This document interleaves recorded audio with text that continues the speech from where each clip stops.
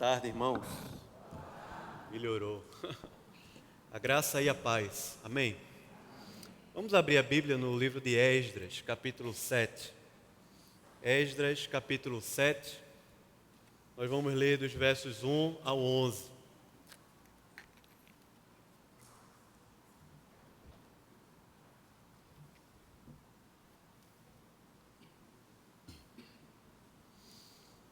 Começamos na semana passada aqui uma série, pensando nessa perspectiva de um avivamento ao coração e a cidade sendo restaurada, avivando o coração, restaurando a cidade.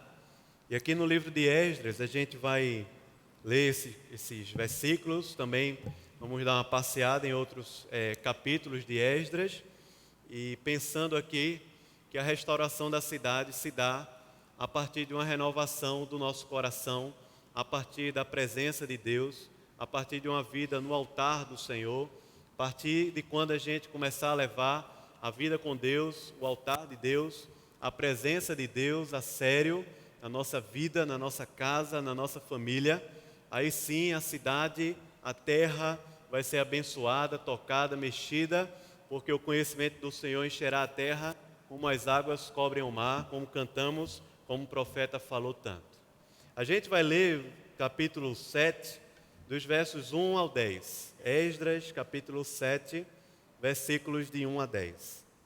Ele diz assim: Passadas estas coisas, no reinado de Artaxerxes, rei da Pérsia, Esdras, filho de Seraías, filho de Azarias, filho de Ilquias, filho de Salum, filho de Zadok, filho de Aitube, filho de Amarias, filho de Azarias, filho de Meraiote, filho de Zeraías, filho de Uzi, filho de Buqui, filho de Abissua, filho de Finéias, filho de Eleazar, filho de Arão, o sumo sacerdote.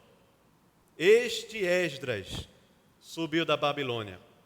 Ele era escriba versado na lei de Moisés, dada pelo Senhor, Deus de Israel, e segundo a boa mão do Senhor, seu Deus, que estava sobre ele, o rei lhe concedeu tudo quanto lhe pedira. Também subiram a Jerusalém alguns dos filhos de Israel, dos sacerdotes, dos levitas, dos cantores, dos porteiros e dos servidores do templo, no 7º ano do rei Artaxerxes.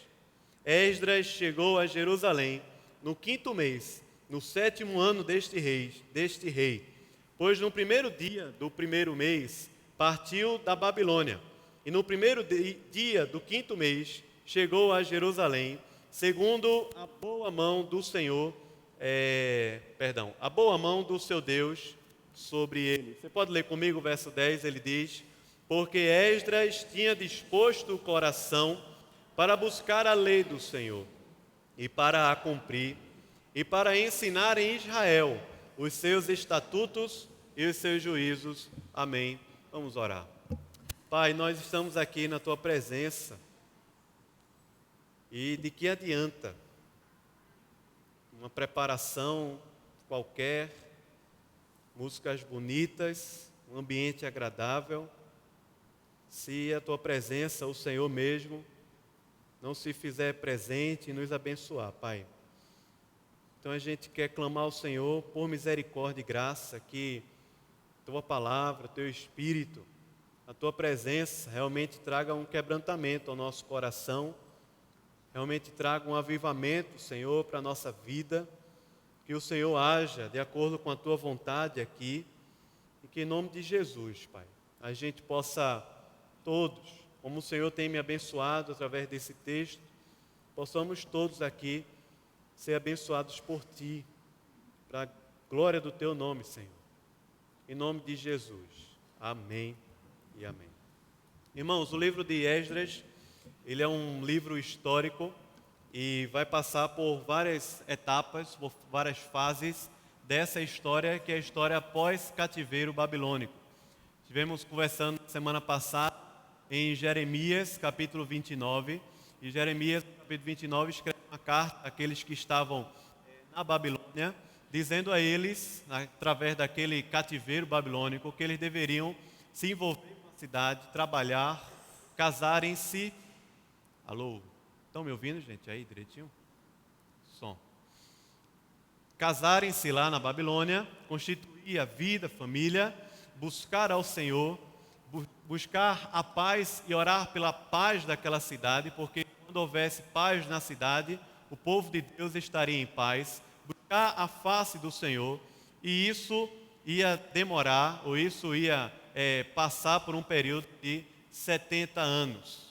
70 anos, pelo qual o povo iria passar ali no cativeiro babilônico, e esse tempo passou, esse tempo finalizou, o reino da Babilônia foi destruído, ou foi totalmente combatido por um novo reino, que é o reino chamado Medo-Persa, na figura aí do grande Ciro, e esse Ciro foi quem escreveu uma ordem para que o povo de Israel, o povo, os judeus, voltassem a Judá, voltassem a Jerusalém e pudessem reconstruir a terra, reconstruir a cidade. No Antigo Testamento, alguns livros foram escritos nesse período aí, que é o período do cativeiro, e depois do cativeiro babilônico. Por exemplo, Jeremias vivenciou esse momento. Por exemplo, Ezequiel vivenciou esse momento. Esdras e Neemias, que pode ter sido um livro só, na verdade, vivenciaram esse momento. Esdras, o sacerdote, que a gente leu, voltou à terra para poder restaurar o culto e ensinar a lei, a palavra do Senhor ao povo. Neemias, que volta para reconstruir as muralhas. Você pode ver também Ageu, profeta Zacarias, profeta Malaquias, vivendo esse período, assim como um livro muito interessante na Bíblia, que é o livro de Esther, que é a história de como Esther foi usada por Deus para preservar o povo, preservar a linhagem, preservar a promessa, para que Jesus nascesse e cumprisse o seu plano, que é o plano redentivo. No entanto, a gente, quando muitas vezes vamos ler o Antigo Testamento, encontramos dificuldade, às vezes no entendimento, às vezes em algumas palavras, e muitos cristãos, muitos que estão nas igrejas, muitas vezes não gostam do Antigo Testamento, não entenderem. E eu queria, pela graça do Senhor, animar você a ler o Antigo Testamento, a ver Jesus no Antigo Testamento, a ver a mão do Senhor, como Deus age através da história do povo, do seu povo, mas não somente a ver isso, mas também eu queria convidar você a se identificar com essa história que está acontecendo, que está se desenvolvendo no Antigo Testamento, que é a nossa história, porque é a história do povo de Deus, é a história de Israel, é a história de como Deus está cumprindo os seus propósitos, e essa história, que é a história de Deus e a história da Bíblia, inclui a nós, e essa história de respeito a nós e de respeito à nossa vida aqui também, porque nós vivemos ainda nesse império grande, imenso, que Apocalipse diz, que é a Babilônia. Estamos ainda nessa terra, nessa loucura que é essa Babel que nós vivemos, que Jesus mesmo falou, que não nos tiraria do mundo, mas nos enviaria. Mas nós não somos desse mundo, nós não somos cidadãos da Babilônia, nós somos cidadãos dos céus, e nós somos chamados por Deus para buscar ao Senhor, para dar com Deus nessa terra, mas também para sermos agente de bênção, agente da palavra do Senhor, gente que vai salgar e iluminar essa terra, não por causa de alguma obra que vai fazer, mas pela identidade, pela vida e como a gente tem caminhado aqui. Queria que você olhasse para Esdras, não como um livro que vai apenas contar a história que aconteceu do retorno lá do povo a Jerusalém para reconstruir o templo e a vida lá dos judeus. Mas queria que você olhasse para Esdras como a história de um avivamento que aconteceu lá no Antigo Testamento e que pode acontecer hoje ainda na vida da gente. Uma visitação especial de Deus na história do povo, para que o povo se voltasse para Ele, se voltasse para a palavra de Deus com avidez, com sede, com ânimo e com a disposição de coração tão grande, tão forte, a ponto de ir no altar de Deus e entregar tudo, exatamente tudo aquilo que não fazia parte dos seus planos, da sua aliança e dos seus propósitos para a nossa vida. Lê Esdras como a história de um grande avivamento, no qual Deus usa esse homem, esse sacerdote, para trazer a palavra, e essa palavra entra na vida do povo, entra no coração, de tal maneira que o altar do Senhor se torna um lugar de lágrimas, um lugar de arrependimento, de confissão de pecados, de um novo novo comprometimento com a aliança de Deus, um lugar em que a vida é transformada, e quando a vida e o coração é transformado, não tem como a cidade não ser mexida, não tem como a cidade não ser impactada. Eu acho que eu fiquei sem microfone, não foi? Estou com o microfone ainda. Tá ruim, é. Isso que eu estava pensando. Obrigado.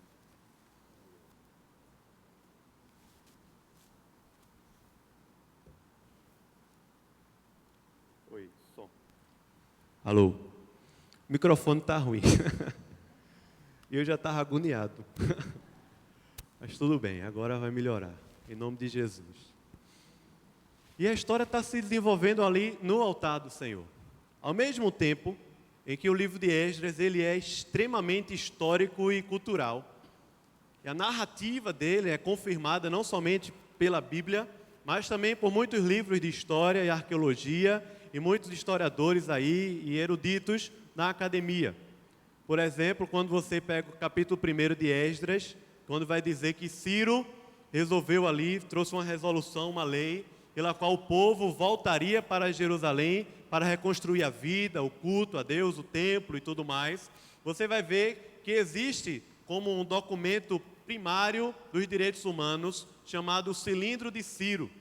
Esse documento é reconhecido pela ONU como sendo a primeira demonstração ou o primeiro documento dos direitos humanos da face da terra, no qual Ciro decretou ali a liberdade, uma liberdade entre aspas, porque eles ainda continuavam subjugados pelo império, mas a liberdade para que eles pudessem voltar e resgatar a sua cultura, resgatar o culto ao seu Deus, resgatar a sua vida. Isso é uma profecia do profeta Isaías, anos antes de Ciro ter nascido até. E essa profecia está se cumprindo. Esdras, no capítulo 1, vai falar sobre isso. Mas Esdras é um livro em que ele narra uma história imensa, na verdade um período histórico muito grande. Você vai perceber que logo no início do capítulo vai relatar a volta do povo a Jerusalém para reconstruir o templo. E aí ele vai colocar o nome das pessoas que voltaram, as famílias, os líderes, os cabeças que voltaram para Jerusalém para reconstruir o templo. Firmam ali a base do templo no período do rei Ciro. Ciro não somente deixa eles voltarem, mas assim, levem tudo o que vocês precisam, ouro. Eu vou mandar aqui uma ordem para que o governador daquela região possa também atender a essa satrápia, que era dividido assim o Império Medo-Persa, e possa dar a vocês tudo que vocês precisam para reconstruírem o templo.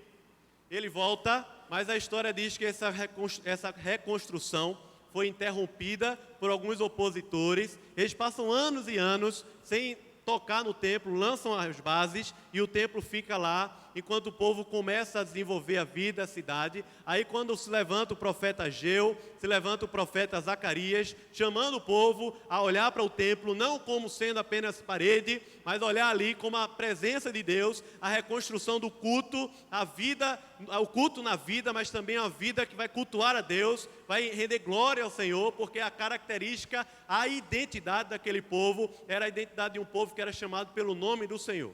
E aí eles reconstroem, restauram o templo. Você vai ver que um período histórico grande, meio que um intervalo, quando Esdras vai contar a respeito dessa nova ordem, no qual o rei o rei Dario, vai lá nos documentos do Império Medo-Persa e diz, realmente, Ciro decretou, e se o imperador, o rei Medo-Persa decretou uma coisa, esse decreto não pode ser revogável. Então, vamos lá, volta todo mundo, vamos reconstruir, vamos investir e enviar dinheiro, tudo o que eles precisam para poder cumprir a ordem do rei, e assim acontece, o templo é reconstruído, e nesse período aí, que é um novo rei, o rei Artaxerxes, que veio depois daquele período de Esté, com o rei Xerxes, talvez você tenha visto no filme 300, que é protagonizado pelo Rodrigo Santoro.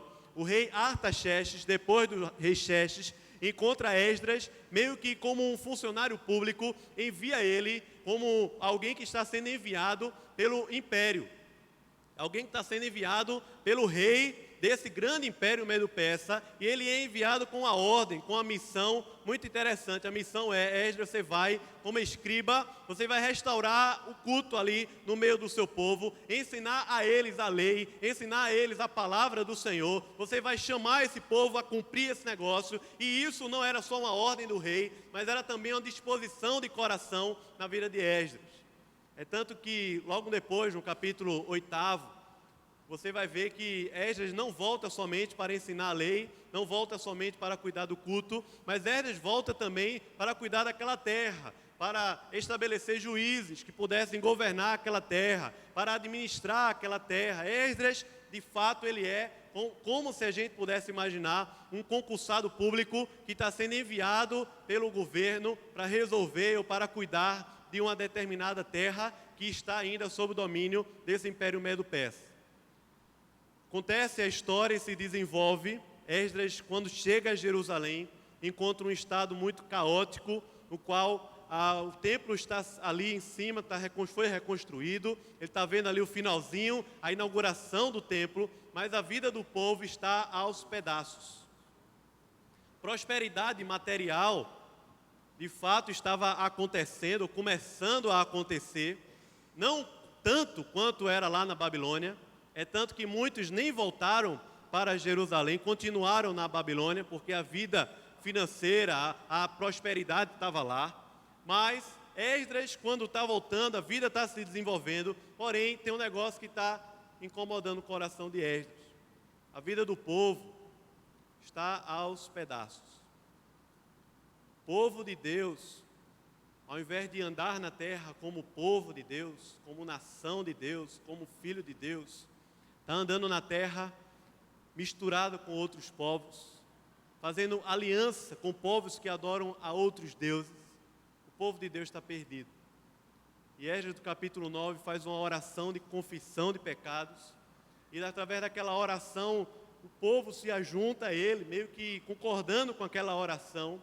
E aí é onde acontece um grande avivamento, uma grande visitação de Deus, no qual naquele dia, através daquele tempo ali na presença de Deus, o povo resolve firmar uma nova aliança com o Senhor, e essa aliança com Deus envolvia abrir mão de alianças com povos ímpios, aliança com outros deuses, aliança com a vida de pecado, aliança com a vida, ou a quebra dessa aliança com a vida longe de Deus, uma vida na qual não agradava a Deus. Por causa daqueles caminhos que Israel vivia, foi que veio o juízo através do cativeiro. Mas eu não queria estar falando sobre isso e você ficar só com fumaça na cabeça, meio que assim, eu não estou entendendo nada que esse cara está falando. Primeiro porque quando a gente olha para Esdras, o sacerdote, a gente tem uma mania de pensar que Esdras sacerdote não sou eu. Esdras sacerdote é o outro. Esdras sacerdote é o pastor, é o missionário. Primeira coisa, mas Esdras sacerdote sou eu e você, irmão.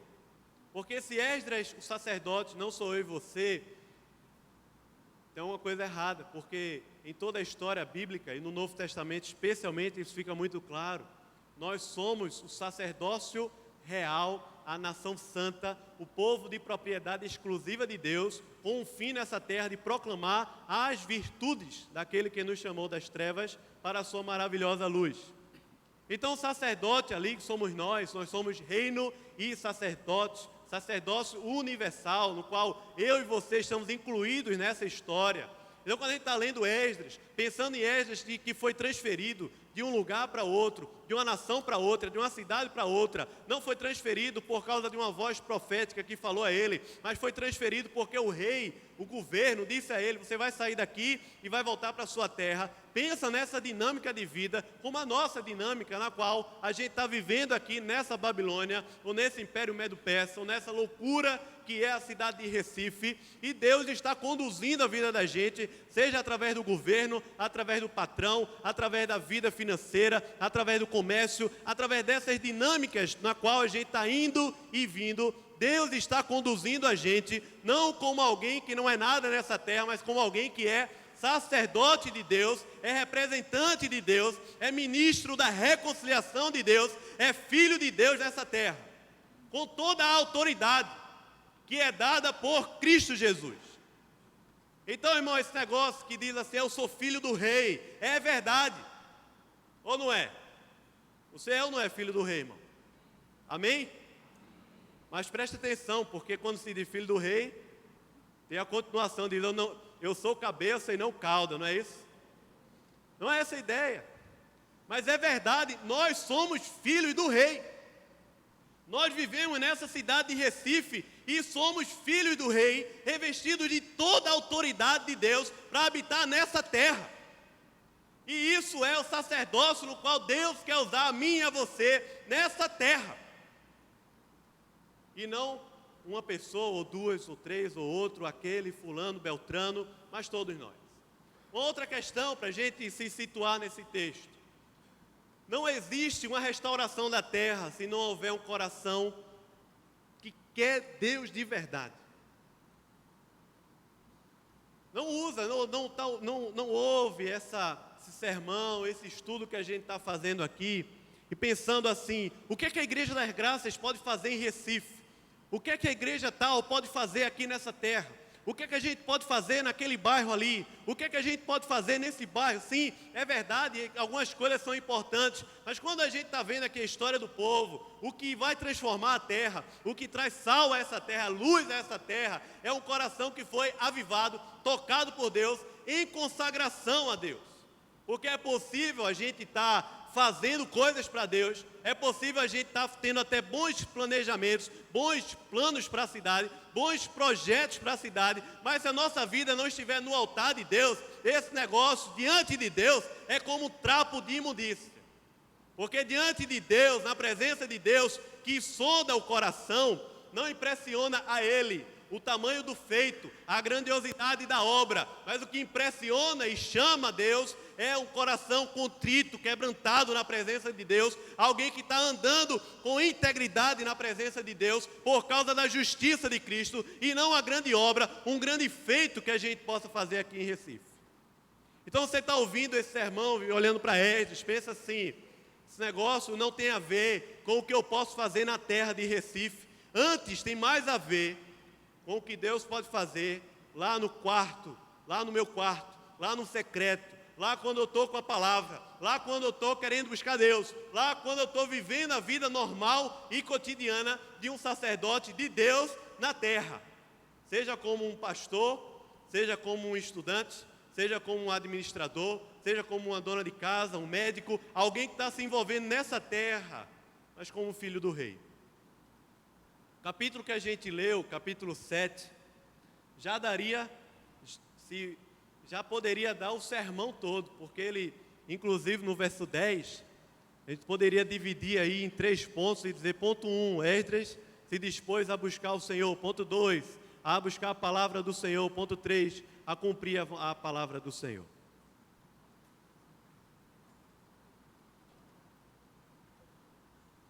Mas perceba que essas coisas são inseparáveis.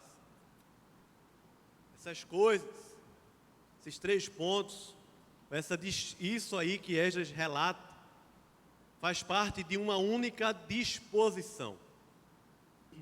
E essa não é uma disposição apenas física, não é uma disposição apenas corporal, mas é uma disposição de coração. Disposição de coração para buscar Deus de verdade. É uma disposição de coração para buscar um avivamento na presença de Deus de verdade. É uma disposição para ler a palavra de Deus de verdade. É uma disposição para restaurar o culto. E não o culto do domingo, mas restaurar o culto na segunda, na terça, na quarta da nossa vida de verdade. É uma disposição de coração que não tem como separar, porque é impossível a gente buscar Deus e não buscar a palavra de Deus e não cumprir a vontade de Deus, não tem como separar essa cadeia, isso que está tão interligado, na verdade, fruto de uma vida no altar, fruto de uma consagração, fruto de um quebrantamento, fruto da presença de Deus. Mas é verdade que às vezes o nosso culto comunitário, o culto do domingo, quando a gente chega aqui sem expectativa, ou chega aqui com a cabeça no futebol, ou chega aqui com a cabeça na segunda-feira, ou chega aqui sei lá como o nosso culto é prejudicado, não por causa do culto, do lugar, do louvor, da pregação, de alguém, mas porque não há no nosso coração expectativa. Eu quero ver Deus, E é verdade que se a gente não quer ver Deus no domingo, é porque a gente não quer ver Deus na segunda, na terça, na quarta, na quinta, na sexta, no sábado. Esdras está se dispondo de coração a buscar a Deus de verdade. E eu quero chamar você comigo, irmão, porque quem mais precisa disso sou eu. Buscar a Deus de verdade. Quando a gente acorda, o dia já está cheio de coisa. Já acorda cansado.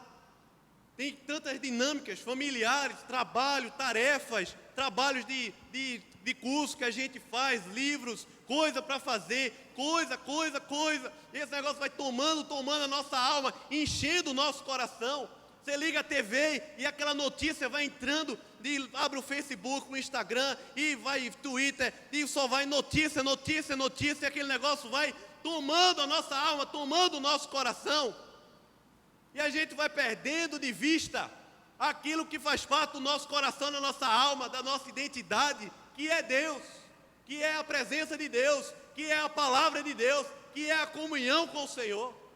Irmão, em nome de Jesus, que a gente precisa hoje, urgente, se a gente quer de verdade um avivamento, se a gente quer de verdade essa cidade transformada pelo Evangelho, que a gente precisa levar a nossa vida com Deus a sério, buscar a Deus de verdade, andar com o Senhor de verdade, ler a palavra com avidez, com ânimo, voltar a chorar na presença de Deus pelos nossos pecados, clamar: Senhor, aviva minha alma, Senhor, toca fogo no meu coração, Senhor, abre os céus e desce, chove com a tua presença, vem sobre a minha vida.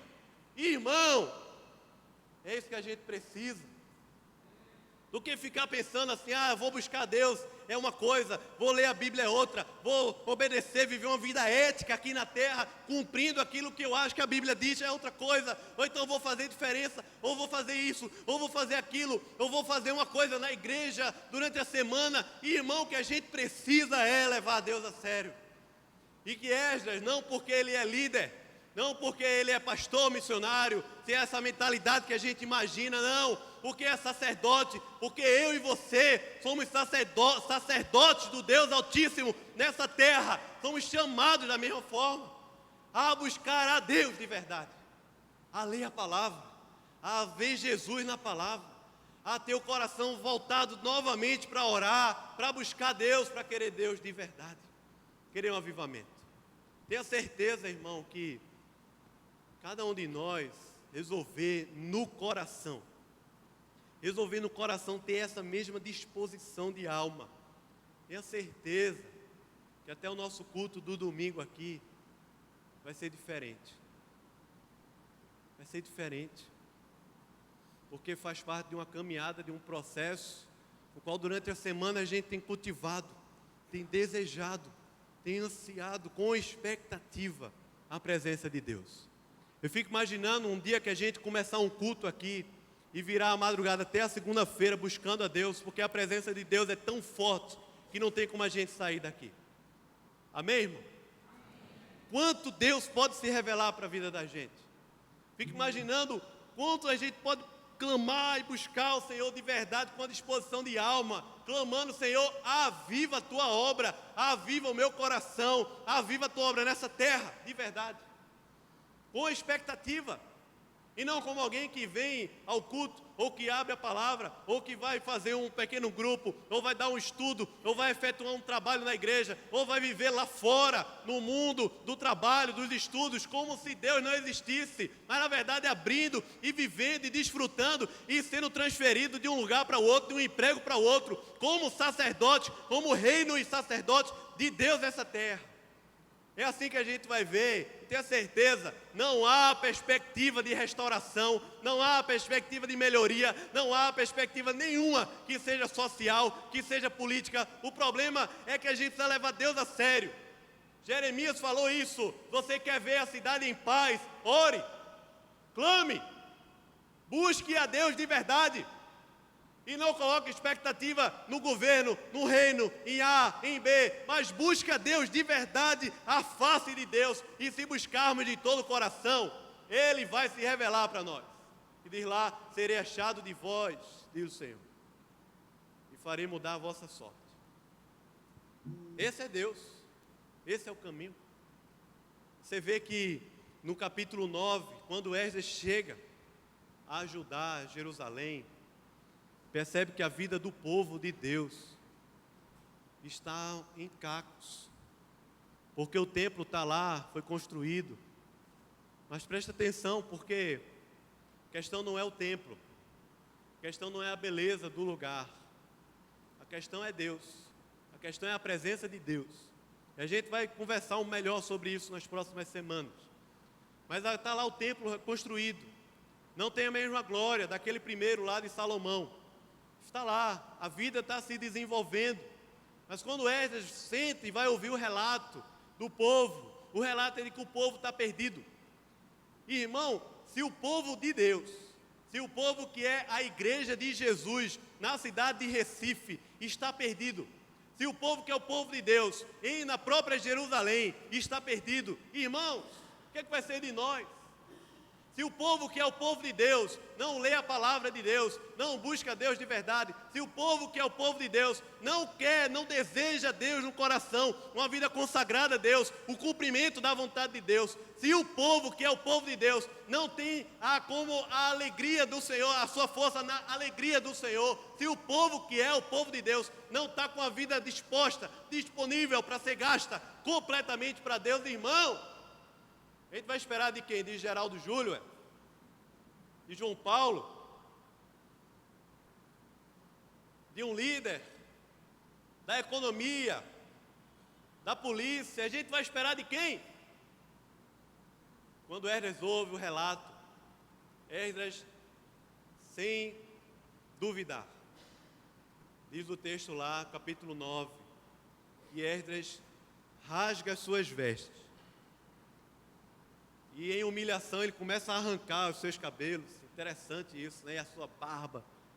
E se humilhando diante de Deus e puxando seus cabelos e sua barba e suas vestes rasgadas. Esdras começa a orar e a chorar na presença de Deus. Veja lá qual a oração de Esdras no capítulo 9. Esdras no capítulo 9.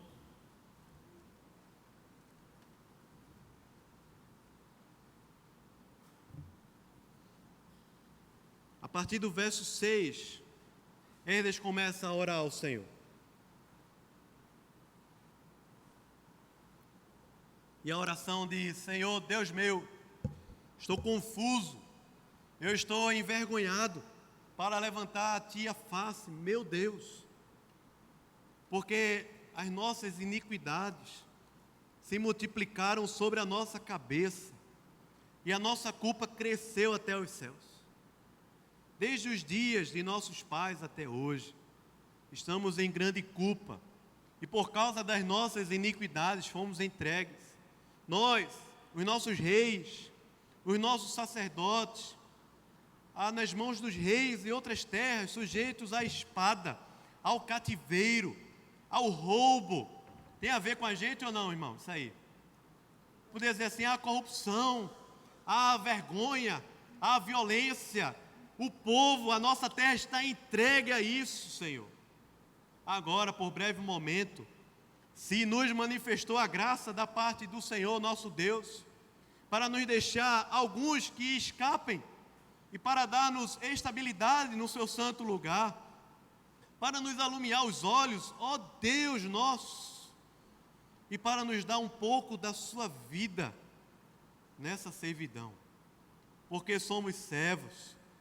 Porém, na nossa servidão não nos desamparou o nosso Deus.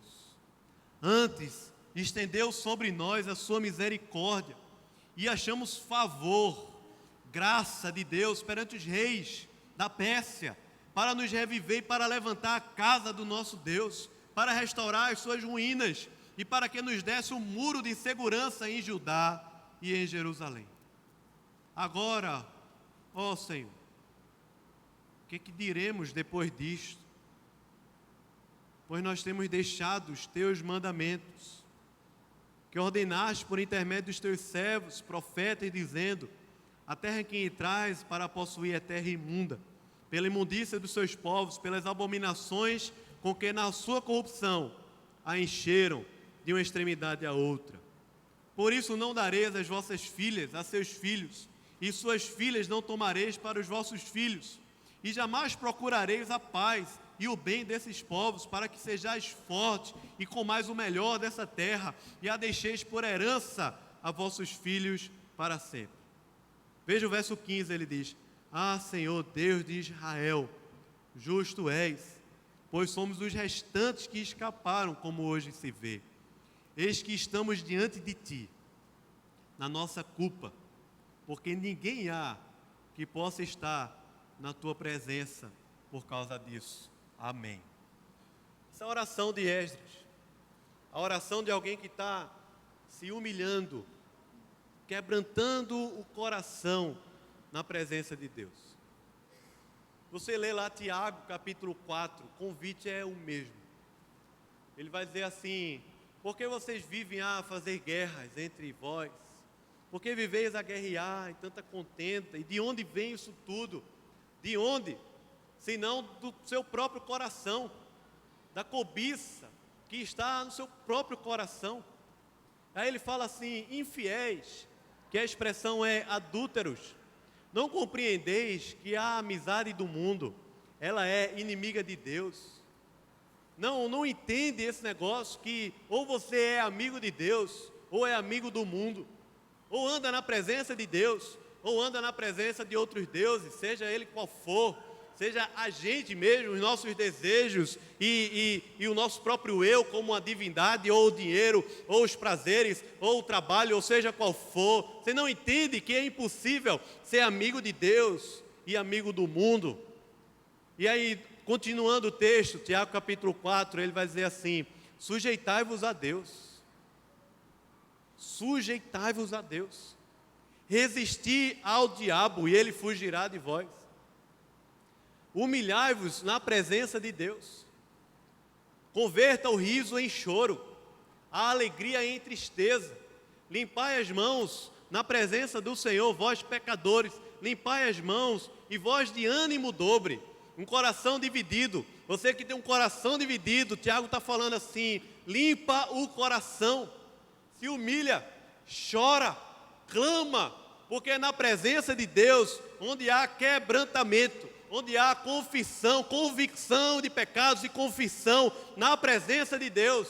Enquanto esse caminho não for a nossa rotina, não estou falando aqui de um momento, desse culto agora que a gente está vivenciando, não estou falando de um acampamento que aconteceu há não sei quantos anos atrás, mas se isso não for o caminho, um caminho a se desenvolver na nossa vida, irmãos, a gente vai andar perdido, porque o nosso coração, ele se perde muito fácil.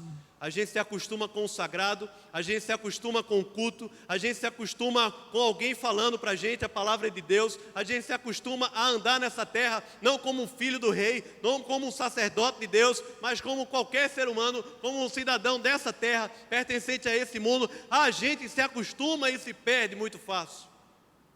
Mas esse caminho, que é um caminho de confissão, de arrependimento, de quebrantamento, é a nossa vida, irmão.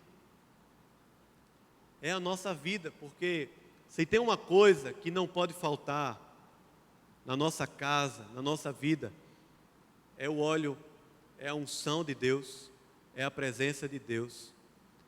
Salomão fala, Eclesiastes capítulo 9, jamais falte na tua cabeça o óleo, jamais falte.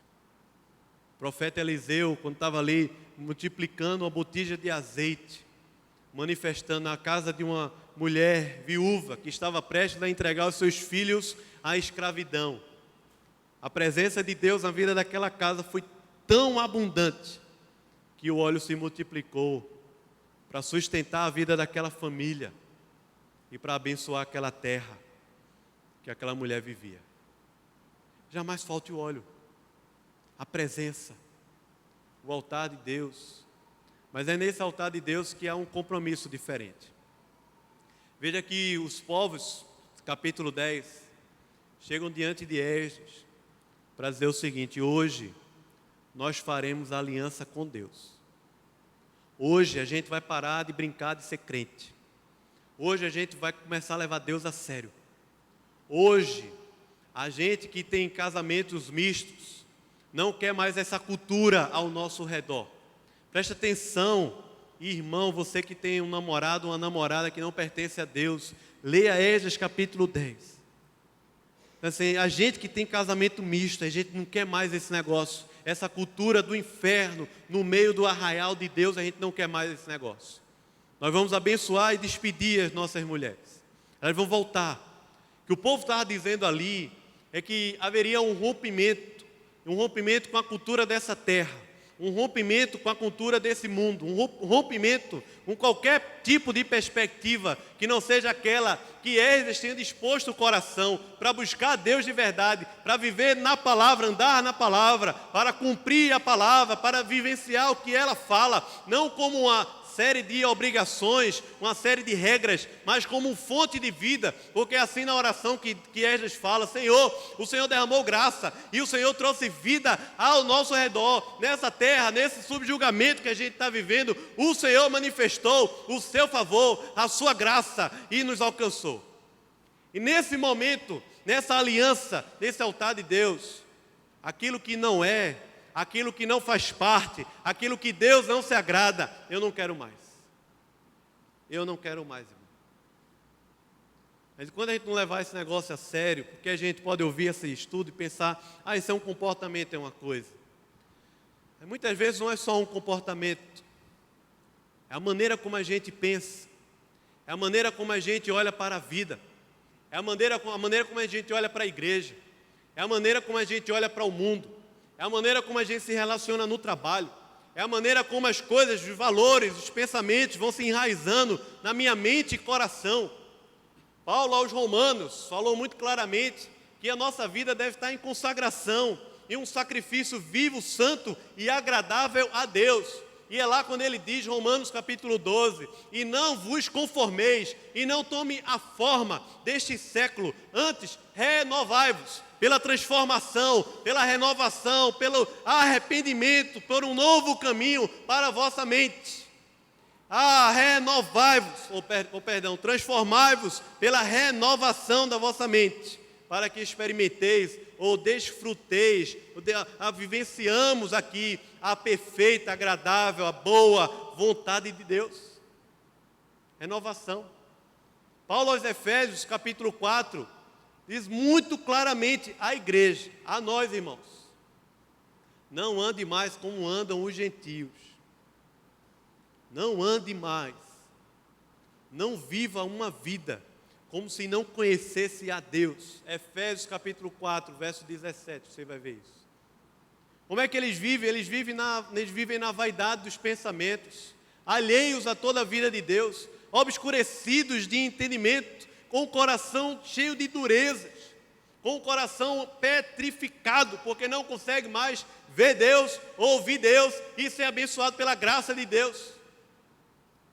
Não ande mais como eles, antes renovai-vos, despojai-vos o velho homem e renovai-vos e se revistam do novo homem que foi recriado em Cristo e foi colocado em nós por causa da sua graça e da sua justiça. Renovai-vos, se apropria desse novo homem que foi colocado em nós, dessa nova identidade, dessa presença maravilhosa de Deus, que não é apenas no domingo, mas é algo para a gente desfrutar todo dia, irmão, todo dia.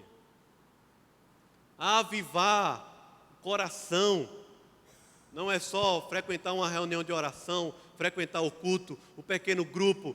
Avivar o coração vai envolver uma disposição verdadeira, séria, forte, de buscar a Deus, e na presença de Deus se humilhar, e na presença de Deus dizer: Senhor, eu não quero mais aquilo que não agrada o Senhor.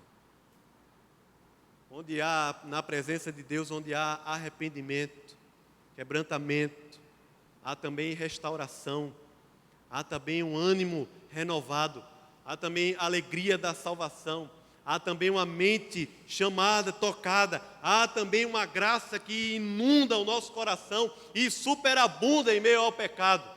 Há sim muito mais alegria, vida, liberdade que vai sendo tomado e vai tomando o nosso coração, não por causa da gente, mas por causa justamente de Deus, que resolve derramar da sua graça. avivar, transformar e pôr expectativa no nosso coração, diferente da expectativa de qualquer um. Diferente até da expectativa de alguns que estão na igreja. Como Herdes, que estava ali diante de pessoas que faziam parte da mesma comunidade de fé, mas estavam perdidos, precisando desse quebrantamento diante do Senhor. Não tem como a gente pensar numa cidade melhor, numa igreja melhor, se a gente não pensar numa vida com Deus melhor, irmão. Essa pregação é para mim. Não tem como eu pensar numa igreja melhor, numa cidade melhor, se a minha vida com Deus estiver caindo aos pedaços. Se não houver uma disposição séria, verdadeira, uma consagração séria, autêntica, verdadeira. Isso não é peso. Isso é graça. Isso é libertação. Isso é plenitude. Isso é bem-aventurança. Isso é shalom. Isso é ânimo restaurado. Isso é a alegria da salvação. E é de lá que vêm as forças, porque nisso há renovação das forças, como Isaías no capítulo 40 fala. Renovação. Isso é louvor, é adoração. Quando a nossa vida, ela é de verdade um culto a Deus, um culto ao Senhor. Vamos orar? Talvez você possa estar ouvindo aqui, dizendo, rapaz, sou eu quem preciso. Eu não posso representar ninguém aqui na oração. Você pode, no seu lugar, dizer ao Senhor, Pai, quebranta o meu coração. Quem sabe seria hoje o dia da gente se humilhar. Se humilhar porque temos nos reunido aqui semanalmente sem expectativa. Se humilhar talvez porque temos até preparado coisas sem expectativa. Se humilhar porque temos vivido a agenda desse mundo longe da Tua presença ou sem expectativa na Tua presença. Se humilhar talvez porque o pecado tomou conta já da nossa mente e coração de uma maneira que fizemos alianças e alianças. E essas alianças podem ser quebradas. Esses caminhos, descaminhos no nosso coração podem ser quebrados. Talvez você tenha casado com um ímpio ou com uma esposa que não conhece a Deus, e a Bíblia no Novo Testamento nos ensina não a deixá-la, mas a orar para que ele ou ela seja salvo. E você pode se humilhar diante de Deus e dizer, Senhor, me perdoe, mas Pai, usa de misericórdia e traz salvação à minha casa, à vida do meu cônjuge, à vida dos meus filhos, porque o que mais eles precisam é da Tua presença e do Senhor. Quem sabe você pode chorar pelos pecados, porque na presença de Deus as nossas obras são como trapo de imundícia. Isaías capítulo 1 diz que era melhor que as portas do templo fossem fechadas, porque o povo me honra com os lábios, mas o coração está longe, distante. Deus tenha misericórdia de nós. Ó Senhor, aviva a Tua obra nesse espaço aqui, através da minha vida, na minha vida, Senhor, aviva a Tua obra no meu coração. Vivifica-nos, Senhor. Restaura, Senhor, o Teu altar na nossa vida. Restaura, Senhor, a Tua palavra, a Tua presença. Ó Deus, ó Pai, como nós precisamos do Senhor, Deus. Como a gente precisa do Senhor. Queremos amanhã acordar para um dia diferente. Te pedimos, Senhor, perdoa os nossos pecados e nos purifica. Quebranta o nosso coração e nos enche com o Teu Espírito. E esvazia, Senhor, o nosso ego. Esvazia, Senhor, tanta carnalidade, tanto pensamento mundano, até, ó Deus, dos infernos que vão entrando e enchendo a nossa mente. Livra-nos, Senhor, de um coração ressentido, pesado. Livra, Senhor, o nosso coração e os nossos pés da queda. Senhor, na Tua presença aqui nós estamos clamando ao Senhor, tenha misericórdia de nós, nos abençoe, quebrante o nosso coração, restaura, Senhor, o Teu altar na nossa vida, em nome de Jesus, Pai. Faz algo novo, Senhor. Derrama o óleo, derrama da Tua presença. Vem, Senhor. Se fendesse os céus e descesse, vem e toca fogo no nosso coração. Aviva-nos, em nome de Jesus, para a glória de Jesus. Amém.